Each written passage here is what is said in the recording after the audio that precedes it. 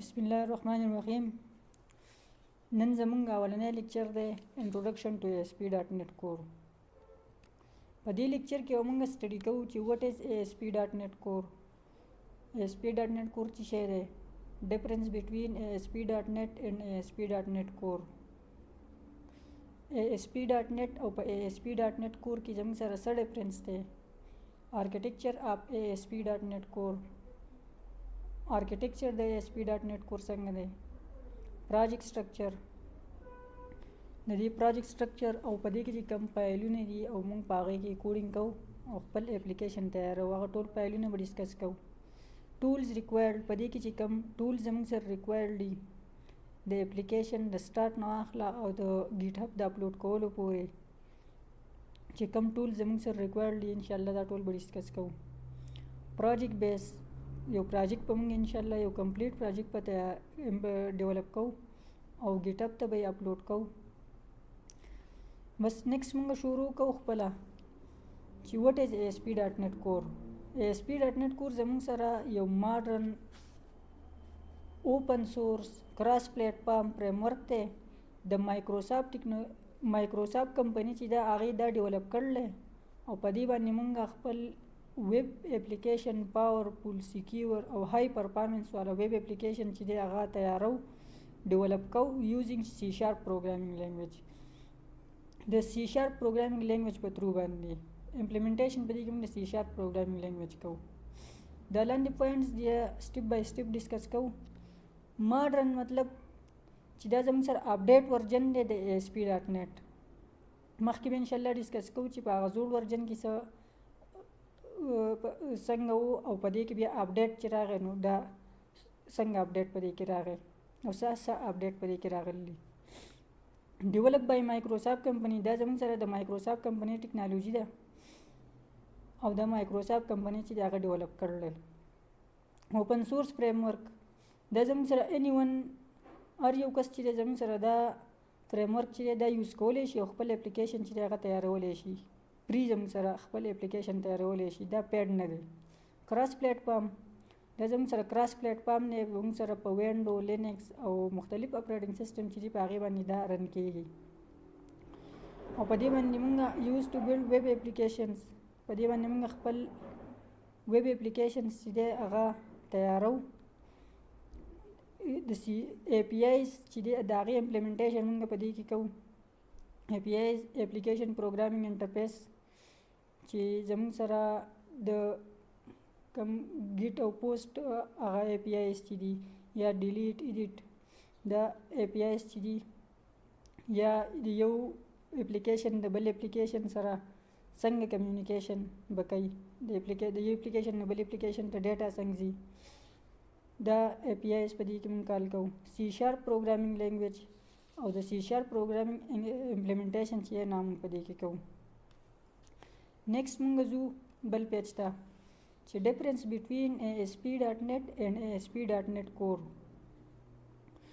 نو ASP.NET او په ASP.NET Core کې زموږ سره څه په ډیفرنس دی؟ نو ASP.NET چې و که نه دا اولډ فریم ورک و او دا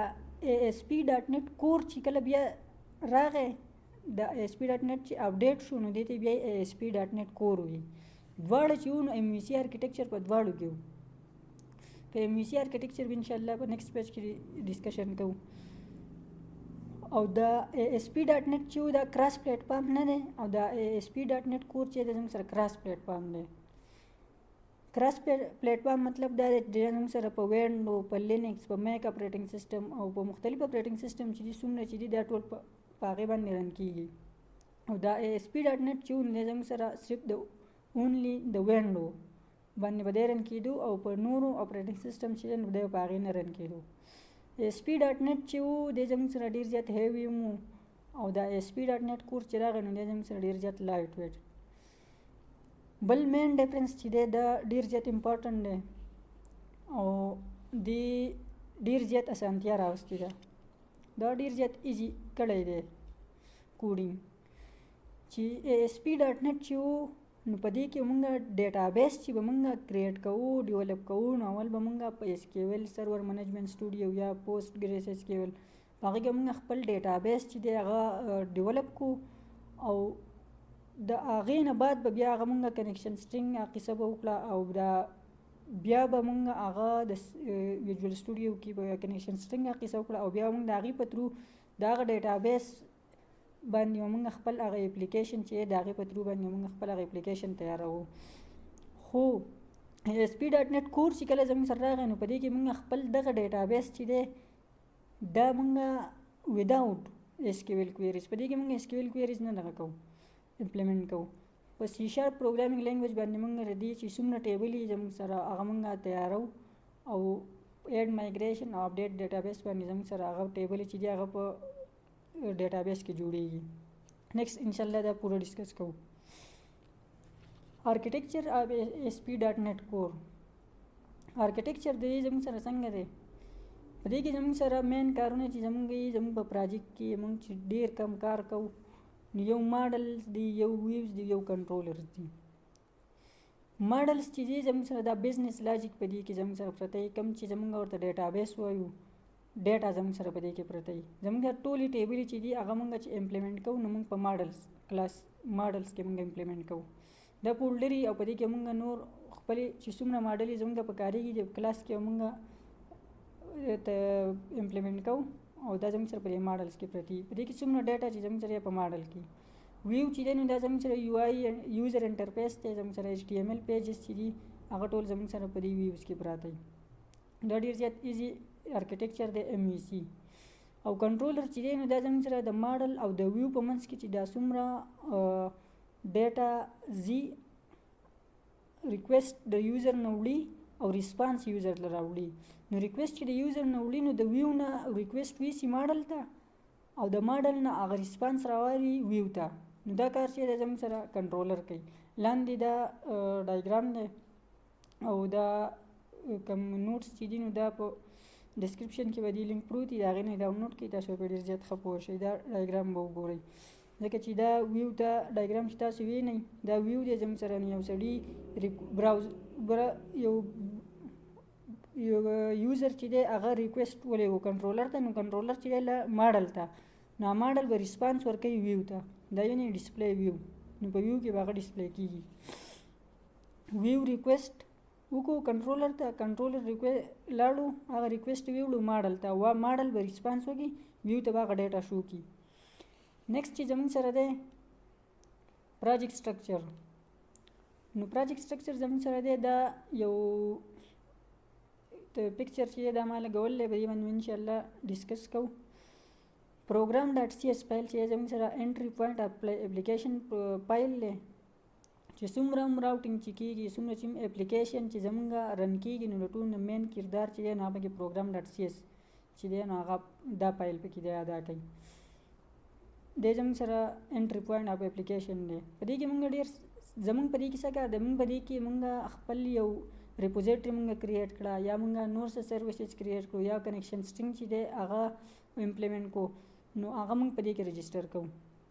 یا یو رولز چې دی موږ اپلیکیشن چې دی د رول بیس باندې موږ اپلیکیشن کریټ کو، لکه ایډمین پکې جدا رول دی، د یوزر پکې جدا رول دی، نو هغې هم په دې کې موږ امپلیمنټیشن کوو، رجسټریشن پکې کوو. لکه ایپ سیټینګ ډاټ JSON چې دی، په ایپ سیټینګ ډاټ JSON چې دی په دې کې موږ کنیکشن سټرینګ کنفیګوریشن کوو. نو په هغې کې زموږ سره کنیکشن سټرینګ کنفیګوریشن چې دی د ډیټابیس نیم موږ په دې کې ورکوو او بیا چې اپډیټ ډیټابیس دا وکړو نو په دې نوم باندې زموږ سره ډیټابیس هلته کریټ شي. په SQL سرور منیجمنټ سټوډیو یا پوسټ ګریس SQL هر یو چې SQL سرور نیم چې دی نو هغه زموږ سره په کارېږي، هغه موږ د هغه ځای نه راوړو او په دې کې به دلته په کنیکشن سټرینګ کنفیګوریشن چې نو په دې کې موږ اچوو. دا به انشاءالله پریکټیکلی کوو. کنټرولر چې تاسو ته ما ووي چې دی دغه ریکویسټ هینډل کوي د یوزر نه او واپس ویو ته ریسپانس راوړي. ماډل چې دی په ماډل کې زموږ سره دغه ډیټا پرته وي، څومره چې ډیټا هغه زموږ سره په ماډل کې پرته وي، دا ماډل چې د ډیټابیس سره په کنیکشن کې دا زموږ سره ډیټابیس دی. موږ خپلې ټیبلې چې جوړو نو په ماډل کې جوړو، زموږ ډیټابیس اصل کې موږ دلته جوړو په ماډلز باندې کلاسونو باندې. دلته که موږ خیال وکړو زمونږ دلته دې تصویر ته دا زمونږ سره په ټولو په ویښ کې که خیال وکړئ دا پروګرام ډاټ سی ایس فایل دی دا پروګرام ډاټ سی ایس فایل دی او له پاسه چې دی نو دا زمونږ سره دا کنټرولر دی دا ایپ سیټینګ ډاټ جیسن دی دا ایپ سیټینګ ډاټ جیسن دی دا اپلیکیشن ډي بي کنټیکسټ دی دا ویوز دي د دې لپاره چې دا ریپوزیټري دا ان شاء الله دا ټول به دغه کوو دا ریپوزیټري او د مایګریشن چې دی دا ډراپ ډاون چې دا مونږ به کریټ کوو ان شاء الله خو د دې رجسټریشن چې دی نو دا مونږ په دې پروګرام ډاټ سی ایس فایل کې کوو او د دې پروجیکټ چې کوم خپل مین فایلونه دي یو کنټرولر دی یو ماډل دی ویو دی ډبلیو روټس دي دا ټول ان شاء الله دا څه په دې پیج کې نه دا به نیکسټ پیج کې اوس ډسکس کوو نو ویو فولډر چې دی زموږ سره په دې کې زموږ سره هغه یوزر انټرفیس چې څومره وي ایچ ټي ایم ایل پیجونه چې هغه زموږ سره ټول په دلته پراته وي ایچ ټي ایم ایل پیجونه زموږ سره دلته پراته وي په دې ځای کې دې ته موږ دلته ریزر وایو ریزر فایل اپلیکیشن ډي بي کنټیکس زموږ سره څه کار کوي اپلیکیشن ډي بي کنټیکس زموږ سره د موږ اصل کې انهریټ کړی د ډي بي کنټیکس نه خو په دې کې موږ رجسټر کوو په دې کې موږ سره رجسټر کوو دا کم ماډل چې موږ رجسټر کوو موږ خپل یو ټیبل چې دی لکه هغه ټیبل موږ خو په اس کیو ایل کویریز کې ټیبل نه کریټ کوو موږ خو دلته کریټ کوو په سی شارپ باندې په ماډلز کې نو هغه ټیبل چې موږ جوړ کو امپلیمنٹ کو نو هغه رجسټریشن موږ دلته په اپلیکیشن ډي بي کنټیکس کې وکړو او دا هغې نه بعد بیا موږ څه چلو کو ایډ مایګریشن کمانډ نو دا مایګریشن چې ایډ مایګریشن موږ وکړو 7 نمبر او اپډیټ ډیټابیس وکړو نو دلته زموږ سره یو فولډر جوړ شي چې هغه مایګریشن فولډر وي دا اتوماتیکلی جوړیږي د ایډ مایګریشن او اپډیټ ډیټابیس سره چې کله موږ ایډ مایګریشن وکړو دا ټیبل دا فایل زموږ سره فولډر جوړ شي او په دې کې زموږ سره په مخه کوو نو یو دغه جوړیږي یو ایډ مایګریشن کې چې څومره چینجز موږ کړي خپل په اپلیکیشن کې نو هغه په فایل کې راځي او په دې کې زموږ هغه چینجز د ډیټابیس هغه چینجز زموږ سره په دې کې پراته کې موږ نوی ټیبل جوړ کړی که موږ ریموو کړی هر څه چیزونه په مایګریشن فولډر کې موږ سره هغه هسټري پرته او دا کوم ماډل چې موږ جوړ کړی نو هغه موږ رجسټر کړی دلته دې کې زموږ سره هغه هسټري پرته ډبلیو روټ چې دی په دې کې چې څومره هم د موږ لکه اوس ایچ ټي ایم ایل پیجز دي که نه دې له موږ په سی ایس ایس باندې سټایل ورکړی جاوا سکرپټ باندې او کم ایمیجز چې زموږ سره په پروجیکټ کې په اپلیکیشن کې په ویکاني نو هغه زموږ سره ټول دلته پراته دا سټیټک دي دا سټیټک فایل چې نو څومره سټیټک فایل چې دا زموږ سره دلته پراته دي یو پیر بیا دلته ډسکس کوو په دې ځای کې په دې پکچر چې دی دې ته خیال کوئ دا زموږ سره هاسټل منیجمنټ سیسټم لکه ما یو سافټویر چې دی نو هغه تیار کړلی نو په دې کې زموږ سره دا پراپرټیز چې دی دا ډیپنډنسي انجیکشن کنیکټډ سروسز د دې پورې زموږ سره د دې زموږ د دې سره څه کار نشته زموږ ډبلیو روټ دی نو په دې کې زموږ کم سټیټک فایلونه چې لکه موږ په اپلیکیشن کې پکچرز چې دي هغه که موږ په اپلیکیشن کې زموږ څه پکچر وي هغه موږ دغه کوو په اپلیکیشن کې نو هغه ټول زموږ سره دلته پراته وي هغه انشاءالله زه تاسو ته مخکې ډسکس کوم